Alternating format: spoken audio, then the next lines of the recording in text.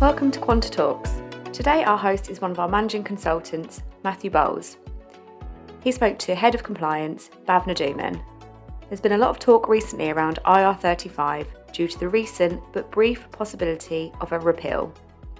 They talk about what IR35 is, whose responsibility it falls under, and what a contractor can do if they're unhappy with their determined status. Hi Bhavna. Hi Matt. Thanks for taking the time to sit down with me today, and we are going to talk about IR35. We hear the term IR35 all the time, even more recently in the current political climate. But what actually is IR35, and is it a new legislation?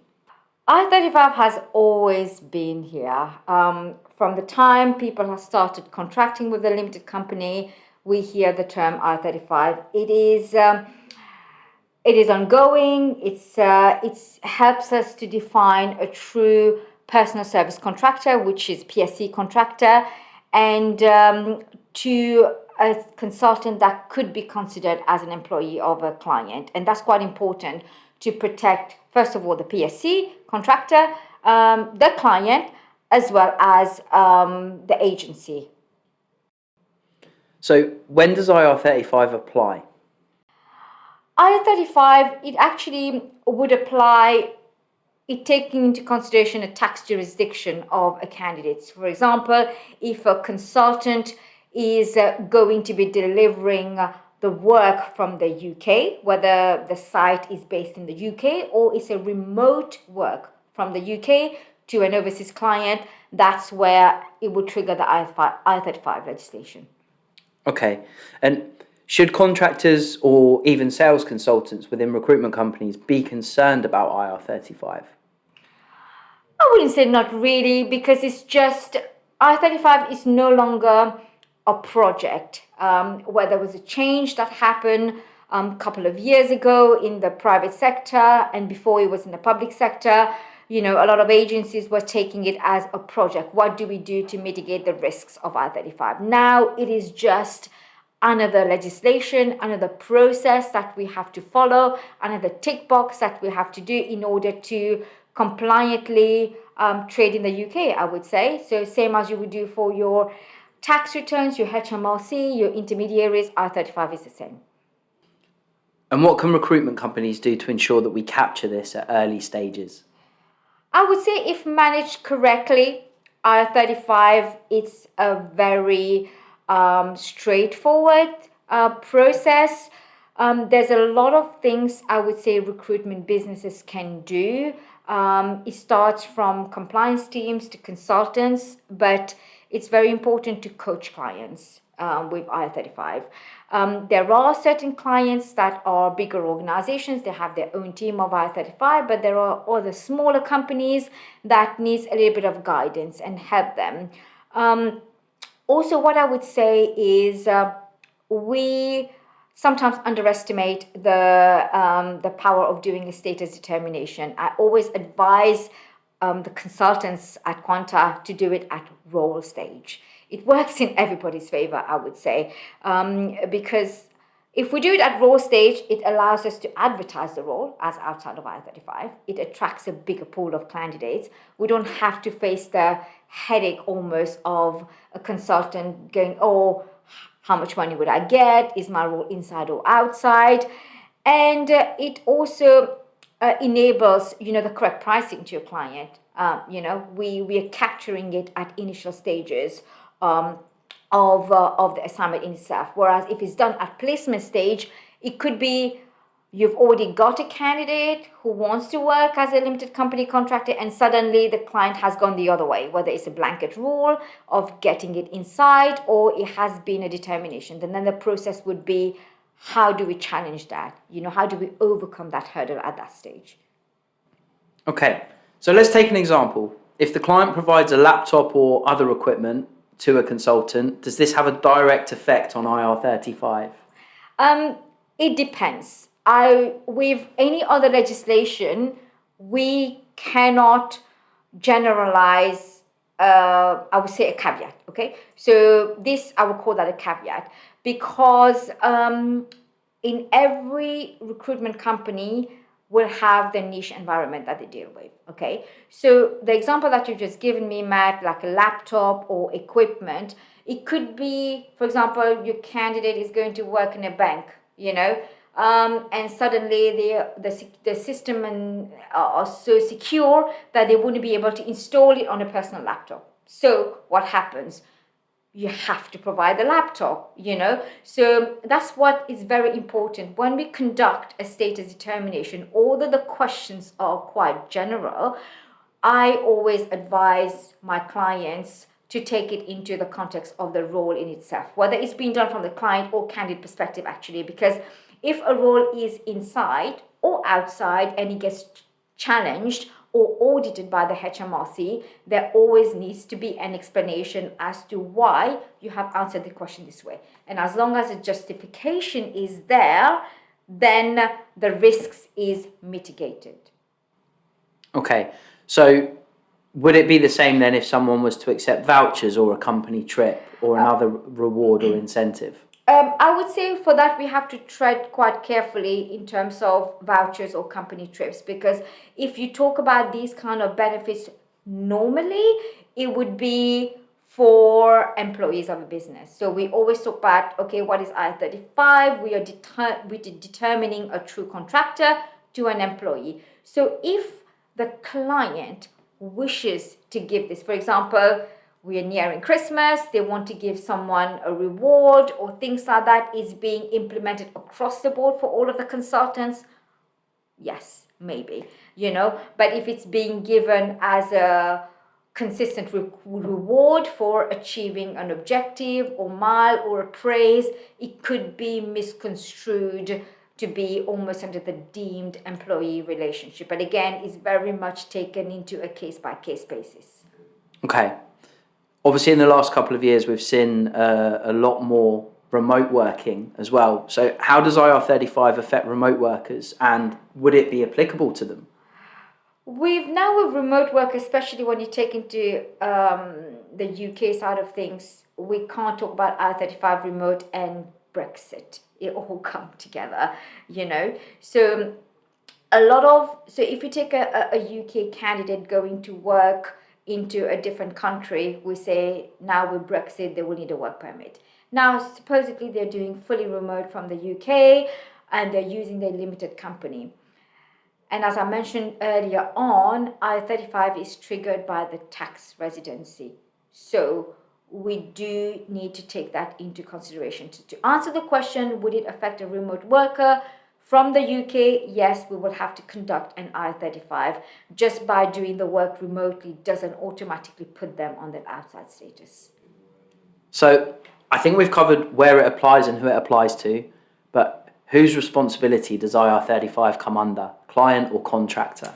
Well, that's the $1 million question. The actual legislation, funny enough, does state that it is the client's responsibility to conduct the IR35. However, we take a legislation, we put it into the commercial aspect of the recruitment world. How do we make it work? So as I mentioned, certain clients have got fully fledged, I-35 teams and project management teams that are giving the determination upfront to us. Great, we can work with that. And we will take that as the rule of thumb. However, if a client needs coaching, needs guidance, then equally it is as long as we get them on a call to conduct the determination together, and we help them do that and they are agreeing to the statements and to the assignment practices, then it would be acceptable to do a determination this way, but they will have the final say so in the signature of the status determination. What are the key components that determine an assignment's status? There are many factors that I would say it all comes down to the actual working practices. And the components, basically, they don't work separate of each other. So, for example, we talk about right of control, we talk about substitution, we talk about financial risk, we talk about mutuality of obligation. They are the big pockets. So, but in the end of the day, if someone has answered yes or no to one question, but equally yes or no to the others. It's a complete marriage of all of the answers that will determine. But as I mentioned before, the key thing is working practices, and also, are you a true contractor? Do you have responsibility of your own work? Are you able to work under your own supervision and guidance? Are you able to say no to something? Are you able to have your insurances to be able to deal with a claim? So all of that would have a subsequent effect with the determination.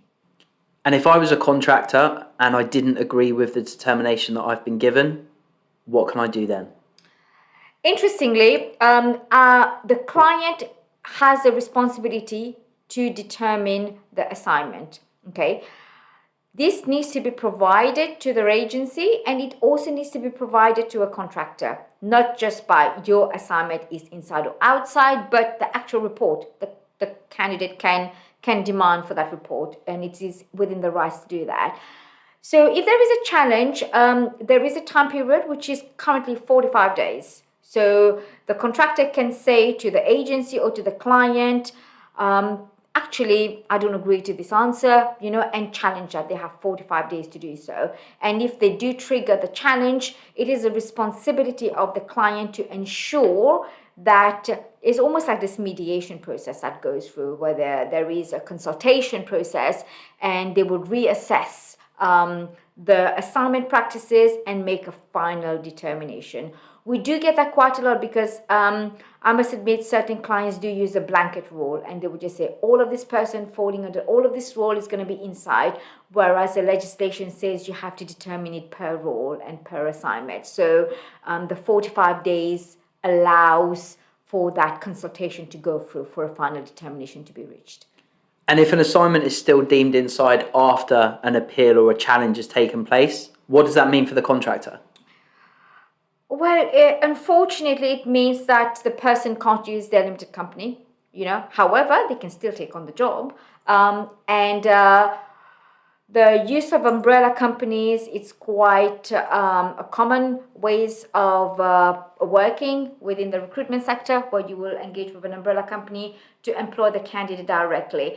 There is a little bit of a disadvantage because it means that the candidate's income would be taxed as in whole, because when you do your finances as a limited company contractor is different. So they would be subjected to a higher tax band with national insurance contribution and income tax. But saying that, early on I mentioned it is very important to do the assessment at role stage. So to avoid all of this, because that's when we know what we are dealing with, if a role is inside and everybody can walk away happy, the candidate knows they want this amount of money, they will get this amount of money, and the pricing is built in. Okay, so one final question. I know we receive queries on this all the time, and that's around insurance and IR35. Mm-hmm. Can you clear this up for us? Anybody working through a limited company setup, the insurances swim with that. I would say you need to have your employer's liability, your professional indemnity, and your public liability. That is a given. And again, first of all, we get a lot of pushback from the contractors. Why do I need these insurances? My answer to that always has been to protect you first and foremost. You are working as a limited company worker. You're not an employee. You need to protect your work and make sure there's no claims. Quite interestingly, with the IR35, there is a new product on the market, which is called the IR35 Protect Cover. I personally, being in this business for years, do recommend this product because it just protects the candidate, the client, and the fee payer, normally that would be the recruitment agency, into any default payments that should have been made to their HMRC but haven't been made. For example, there's an audit that has come, and someone assignment has been questioned to be inside, when it was determined to be outside. There's a tax liability. If someone does have that insurance in place, then they will just cover the tax liability. And again, it's a great selling point when we are pitching to clients, Great. Thanks, Bhavna. Thank you, Matt.